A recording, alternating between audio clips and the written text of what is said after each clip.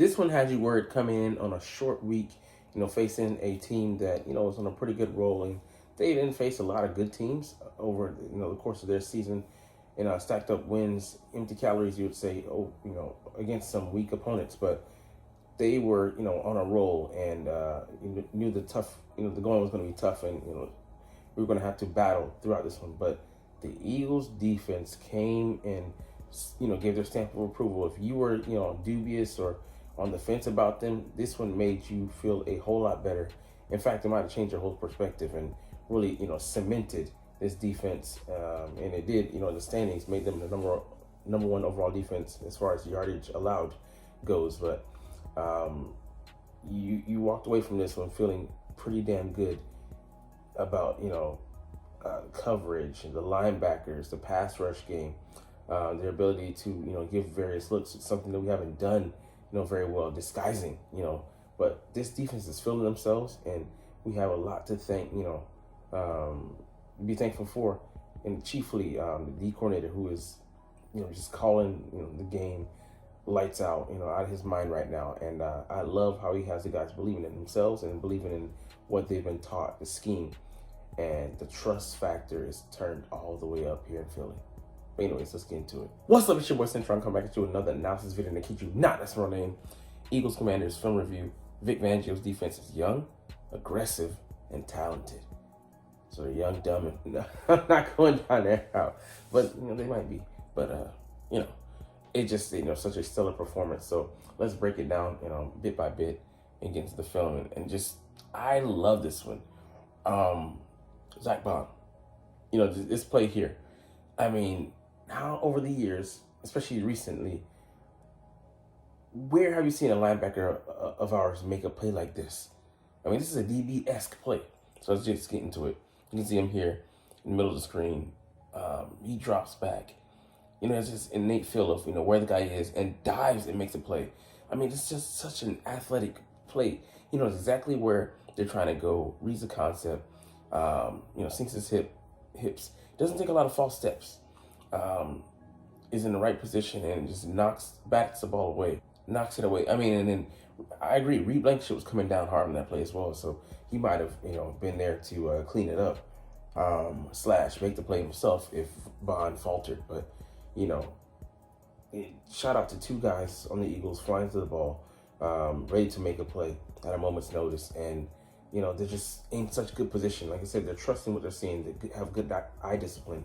And they're playing in sync, no band. Like it's night and day, the performance we were seeing last year and this year, early this season, and now at this juncture in the season. All right, let's see. 21 personnel did give us problems. Like Johnny did praise them last week, and we've been talking about their working the flat. They've been just good and disciplined, getting out there, flying into the ball in tandem, in groups. But running backs and tight ends were beating us in this game because wide receivers weren't getting any work. It was tight coverage, but we'll get into later. Just there were open windows, but Jayden wasn't trusting what he was seeing. But here, just Zach Bond bad. He tried to play it inside out, but he should have just gone with his man. And not only does he take a bad angle, he's not in coverage to get there. He lets him drag him for extra yards. So PFF gave him a downgraded his performance in the passing game, and it was us, that was one of the most simplistic things, getting to the flat. But he's trying to he's doing so much, he has maybe a lot of responsibility in that play, and covering that wide swath of land. But he's got to be there. He's got to be covering athletic back. 21 personnel, pony personnel was something that that flummoxed us, and he wasn't here last year, so maybe he's not. I'm not saying he's not familiar with it, but he didn't practice against it. I mean, maybe he did, a little bit, but behind closed doors. But it was something that we saw, from this Eagles offense last year. All right, here is Zach Bond missing a tackle, showing that he's human. Let's see. Here we go. He's just waiting. He's trying to have presence in each gap, and he just waited a little bit too long there. And it wasn't his responsibility directly. He's trying to play that gap. Cuts back, and but he does miss the tackle, and Brian not Brian Johnson. Brian Robinson goes on to, break several tackles and get down to the goal line and set them up for, his 1 yard TD. So, I mean, it is what it is, but, you'll take that because he's been stellar over the course of the season and, having a couple hiccups here and there. When he's still in the game, he had 15 tackles. He made his presence felt. He was known in this game.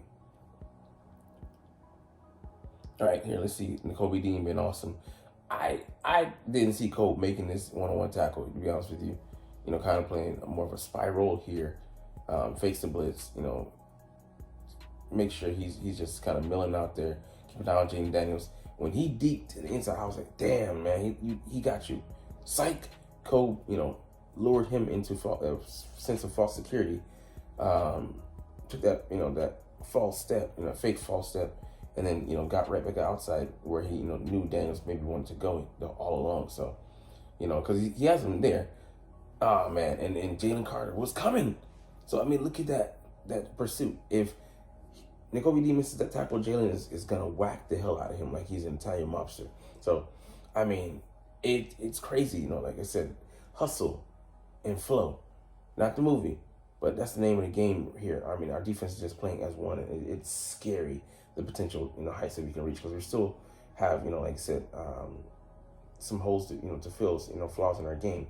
If we're playing backs, in space better this game, how even, fewer yards the Commanders would have had, which is scary to think about.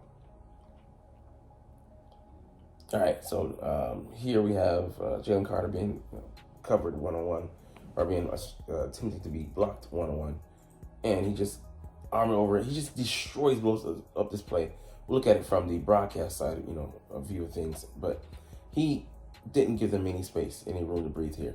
He gets there so fast. I mean, it's just unfair, that one arm over club, he just flies there, and then you can see everyone else there. Look how many Eagles are there, like, to make this tackle. Like, the insane number of guys there. He wasn't escaping that. And he still, he managed to shrug off some guys and get, some positive yardage, but that was just happenstance with so many bodies in the area. But, I mean, it was just incredible to see the way that the Eagles defense was flying around the field. All right, this is Johnny's favorite play of the game. But yeah, guys just flying to the ball. So yeah. Oh, 1, 2, 3, 4. I mean, that's crazy. That's a swarm of birds. And they're angry. So I mean, it's wild that we had that many people. Like, look at Nolan Smith. It's a screenplay. It's going away from him. He shouldn't even be a part of this play. But hustle. He sees it, goes out and gets it. Makes his presence, felt there. Causes the guy to have to, to shift. And even if he wasn't in on the tackle, he's impacting the play. And he was completely on the other side, not being really calculated into it, but he makes himself a part of that game. So mixing up coverages, zone coverage, man coverage, we did both. And Jayden wasn't trusting what he was seeing. So here he got confused. The double mug, but they brought some people, but then, dropped some people. And then Austin Eckler helps us out by dropping the ball there. But I still think Q gets him down because he's, right there in this, trailing him almost in his hip pocket. But, it's something that, a rookie quarterback, we made him look like a rookie. Like I said, presenting people here, you don't know who's coming, who's going. So you have, everybody really coming and just, not giving him enough time, and he has to, to rush that throw it, off, or probably off platform way before he's ready. So, just so many factors working against Jayden Daniels there, and we made that happen. All right, PG, the ageless wonder at 36, playing in his final season, but hey, might want to, have him come back for another, but he's just so solid. Playing on the interior here, kind of a slight shade to the inside arm of the shoulder of the tackle. But, Zach Bond flexes down here, makes it a 5-man front.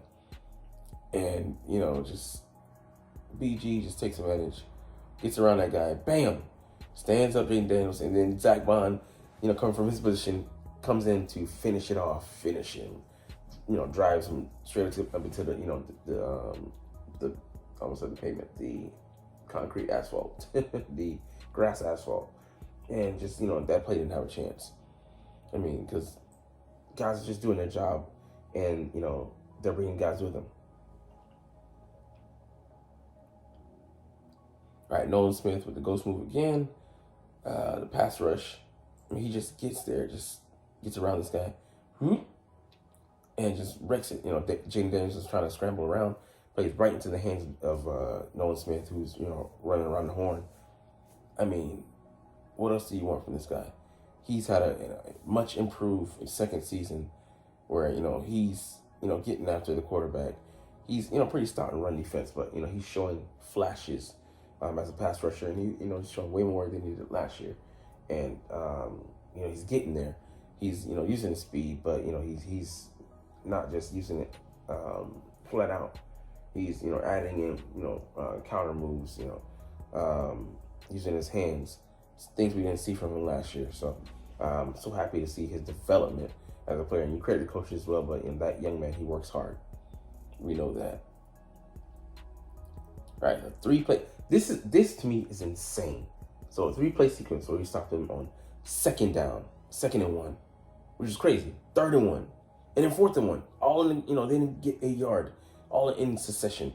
And what's crazy, I didn't notice this, but every single play, a different Eagle makes a play, which is just wild, man. It just shows you the talent that we have, and with the guys we've been able to bring in on the roster by way of free agency, by way of trade, and by way of the draft.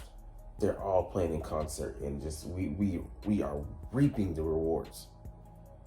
All right, so here you see Jalen Carter blowing that play up, and then Nakobe Dean comes and finishes off. Because Brian Robinson, I'll give him credit, he's a hell of a runner. Ran all over us last year. And it wasn't just the yards per carry. It was the tenacity, the toughness, with the strength with he ran with, behind his pads, and just was bullying us around. He had some good runs this game too, but they sat his ass down a couple times too. All right, so this play, Jordan Davis stands up, his guys, allows for, one-on-one with Carter, but he gets wiped out of the play. So it just shows you when he doesn't make the play, another guy does, who has to, take on a double team, stands him up, and he allows guys to flow, to the ball and make that play. So BG gets there, and then Zach Bond's right behind him. Bam! Stood him up, and then Zach comes to help to finish it off. I mean, just excellent, excellent syncopation. What else more would you want from these guys in the trenches, coming from the second level, playing on the inside, when they're really edge players? I mean, they're doing everything. All right, in this one, 4th and 1, Jalen Carter nearly blows the play up. But even then, I didn't realize, what they're saying here. Zach Bond fought through so much traffic to get there. So we'll see Jalen Carter nearly blow it up. Watch that. I mean, he causes that. Look at Zach Bond there. He's fighting off an offensive lineman, a guard, on the edge here. Get off me. Bam! Beats his ass. Beats his ass and beats his ass right into the turf. So, I mean, that's crazy. He's, signaling to Morrow Jones to shift there, takes on the pulling guard, shakes him off, then buries Jayden Daniels' ass like he's a fucking seed. I mean, it's insane the way this guy's playing, man. I really hope that we can sign him to a minimal extension, but get some of his money. But we have been searching for a linebacker like him. We should not let one of such value walk out the door so easily. The Reed Blankenship, with another pick, and I love what Vic Angel said in the press conference. His picks seem all to be the same because he's just such an astute student of the game. Great feel in zone coverage. Reads Jayden Daniels' eyes, so he should be taking the post play. Kind of, along with Quinion, and also letting him maybe freelance a little bit more. But we see what he does here. Quinion, he communicates with Blankenship before the play, and then Quinion takes the post. He drives on that because he trusts what he's seeing, and he gets that pick, and it's his third of the year. I agree with the assessment. He rarely makes mistakes. He's always cleaning up for other guys, and he has such a natural, innate feel for his own coverage. So, I mean, the perfect robber safety, and in this situation,